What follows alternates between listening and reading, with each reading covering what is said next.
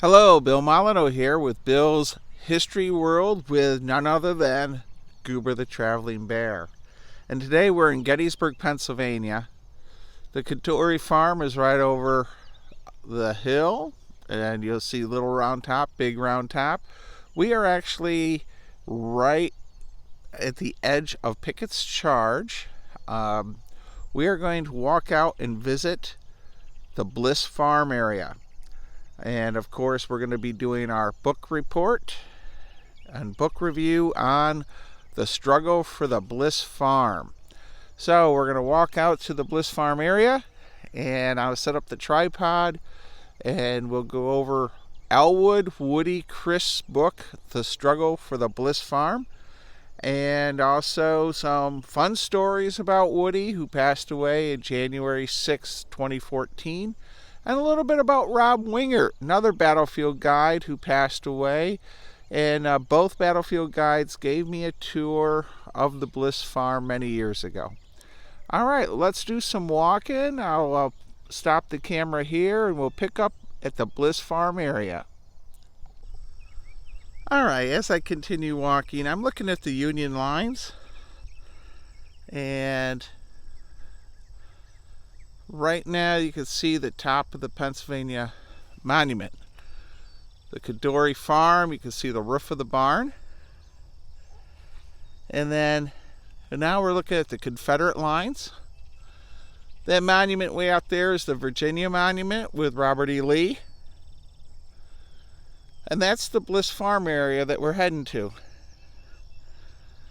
All right, I just thought I'd give everyone their bearings. And we'll continue on. Hello, Bill Molyneux here, and we have the tripod set up. We're going to see if you can hear me. Goober the Traveling Bear. We are now standing in the center of the Bliss farmhouse, captured and burned by the 14th of July 3rd, 1863. So we have the struggle for the Bliss Farm book. I also have a miniature wargaming book by Scott Mingus, and it contains a very detailed map of the Bliss Farm and how to miniature wargame this. So, as a close-up, we have our Bliss Farm map. Now, we have the struggle for the Bliss Farm at Gettysburg, July 2nd and 3rd, 1863, by none other than Elwood Woody Christ. So, we are going to hit these different monuments. Rob Winger and Woody gave me tours of this battlefield section of Gettysburg. Woody actually and I came out here several times together. So I'm not really going to do a battlefield guide as much as hitting the area of the Bliss Farm for those of you that will never get here. So follow me around and we'll hit some of these monuments. Well, here we have the center of the site of the Bliss Farm, captured and burned. We already hit this a little bit. Now, the Bliss Farm had an orchard, and they do have the orchard somewhat being reproduced. We're going to go around and hit these different monuments. So here we have the advanced skirmish line of the 1st Regiment Delaware Volunteers, July 2nd and 3rd, 1863. Now I'm going to get out the regimental book and list the units that were at the Bliss Farm. But something that's interesting, and please remember my videos are not perfect, but they try to help teach history. This indentation in the ground, I believe, is the basement dugout area of the Bliss Farm. We are also using a dead cat over the microphone. I hope it's going to help with the wind. So There is a flank marker. Let's go take a look at it. 14th Connecticut Volunteers. This is a flank marker, I believe. There should be another one somewhere around here. So, very cool, very cool. We are going to go to the main Bliss Farm monument soon. And I gotta get the listing of the units that were here. I'll rattle them off, and a little mini short history of the Battle of the Bliss Farm over there at that other monument. And please remember, I'm not a licensed battlefield guide. I am just trying to help promote history. Okay, we are over where the barn area would be, and there's a road here, believe it or not, and it went all the way up to the Gettysburg Road to that white building up there, which is the Bryan Tenant House. So there is a pathway, a wagon path, I guess, and it went from the Gettysburg Road, which you're actually looking at the Union lines. There's the copse of trees, and the Armistead crossed the works. And as we pan around, we're going to come into view. So this is the Bliss Farm area right here. This is where the barn sat. It was a Pennsylvania Dutch barn. We're going to get a close-up of this monument here. All right, 12th New Jersey Volunteers, erected by the state of New Jersey, 1888, in honor of the 12th Regiment of Volunteers, detached to which, in this afternoon of July 2nd, 1863, charged the Bliss House and barn here, capturing the enemy's skirmish reserves of 7 officers and 85 men stationed here.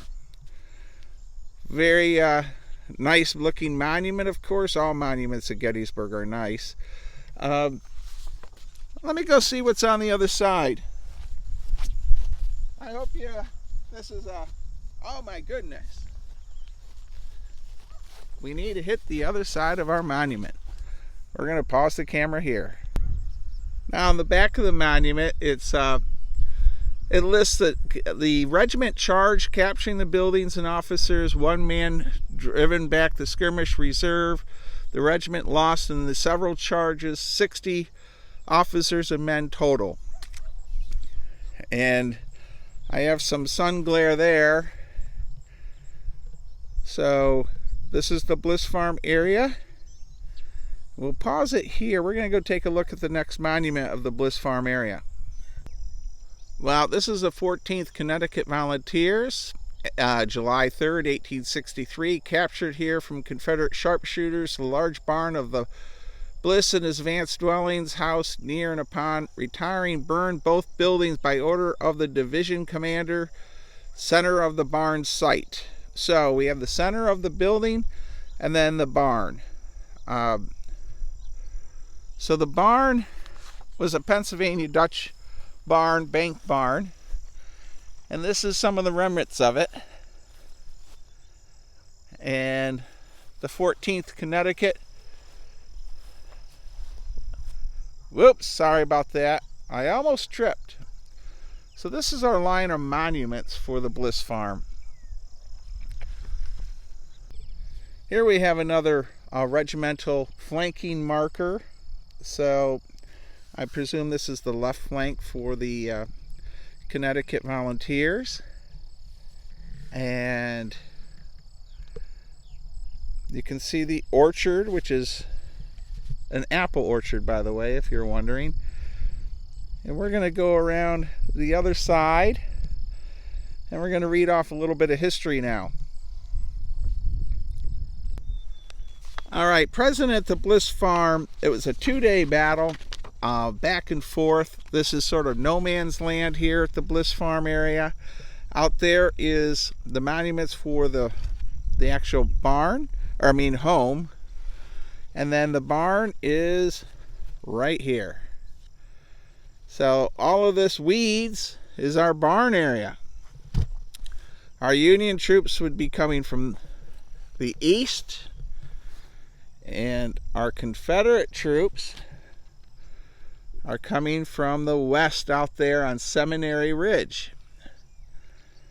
Now, our order of battle, and of course, besides the struggle for the Bliss Farm book by Elwood Christ, we have Dr. Scott Mingus's wargaming information, where you can actually see there's the Bliss Farm itself, 1st Delaware, 12th New Jersey.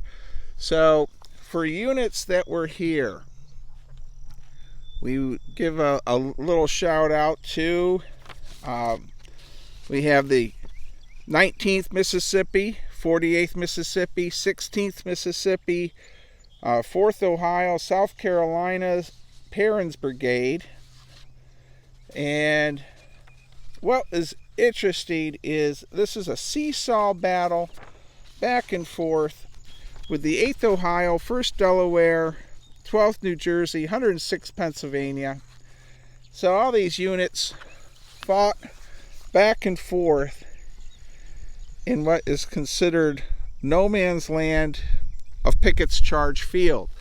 Now on July 2nd, it was a back and forth battle. The sharpshooters, Confederate sharpshooters, were firing up there on the ridge, from here up there, firing on artillerymen. So the Union sent down the units to drive the Confederates out. And I believe it's 9 times the Bliss Farm changes hands. Now, on July 3rd, the Union soldiers just tired of the Confederates back and forth, using the barn for a sharpshooter's position, order it burned. So the Bliss Farm buildings get burned down on July 3rd. Now, you'll see the fencing out there on the Emmitsburg Road. Elwood Woody Christ, he often would talk about the rail fence at the Emmitsburg Road. And I saw him do a lecture, I think it was on the History Channel, where he felt if that fence had not slowed the Confederate advance down for Pickett's charge, there would have been maybe a different outcome at Pickett's charge, along with if there was more supporting infantry behind the initial attack. But he really pushed the fence across the Emmitsburg Road. Really was a benefit to the Union troops. Now, when Woody passed, we did a tour of this battlefield by battlefield guide Rob Wingert, and he brought about 15 of us from the Gettysburg area gamers and a few others, and we walked this battlefield, and Rob gave a wonderful lecture and tour. One of our members fell in the small creek there and broke his leg. I won't mention his name. It was an interesting adventure. And we also did a blessing for Woody in his memory, because the Bliss Farm was a huge part of his battlefield tours. All right, let's do another story from another position. Well, another thing I like to point out about the Bliss Farm was, because the buildings were burned during combat and the property was not used for firewood, and Woody would talk about this often, the Bliss family tried all the way up into the 1920s to get reimbursed for the loss of their farm. They did sell it, I think in 1865 or 66, and moved away.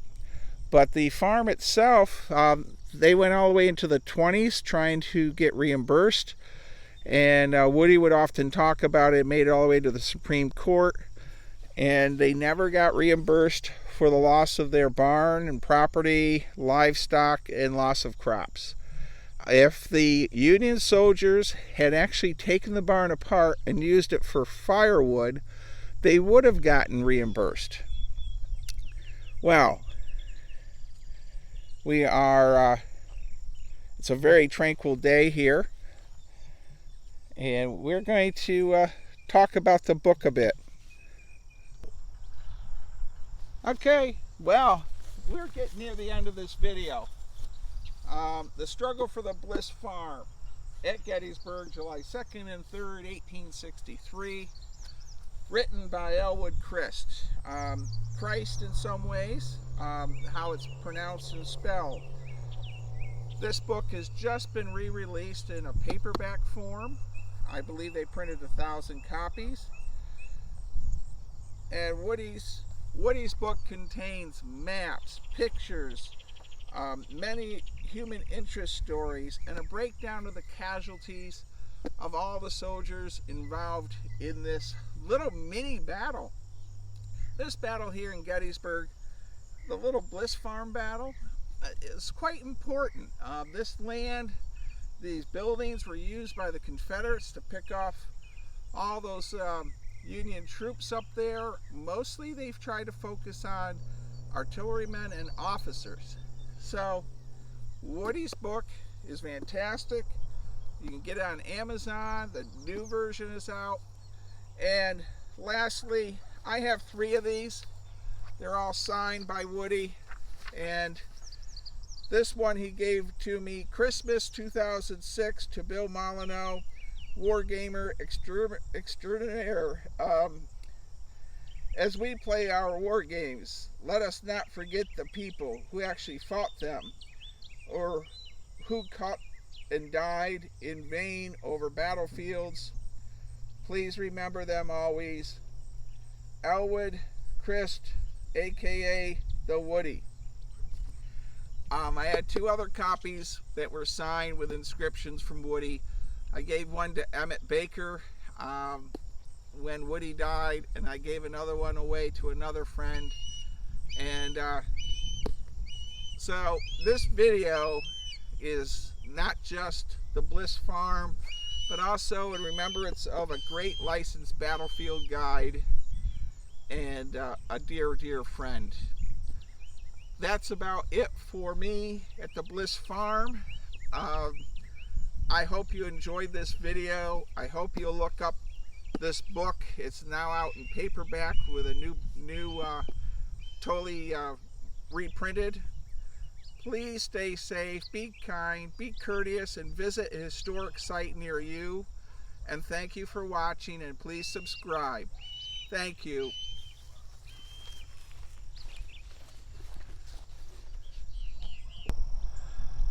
The center site of the Bliss House, captured and burned by the 14th Connecticut Volunteers, July 3rd, 1863. And here we have the book, The Struggle for the Bliss Farm, at Gettysburg, July 2nd, 3rd, 1863, over a wide, hot Christmas plain, Elwood Christ. All right, this is an extra snippet I've added. Stay safe, be kind, be courteous. And this was a very emotional time for me. Woody was almost like a brother to me. I spent many holidays with him, so I did an add-on to this video. Thank you again. Please subscribe, and I hope you enjoyed this video. It was heartfelt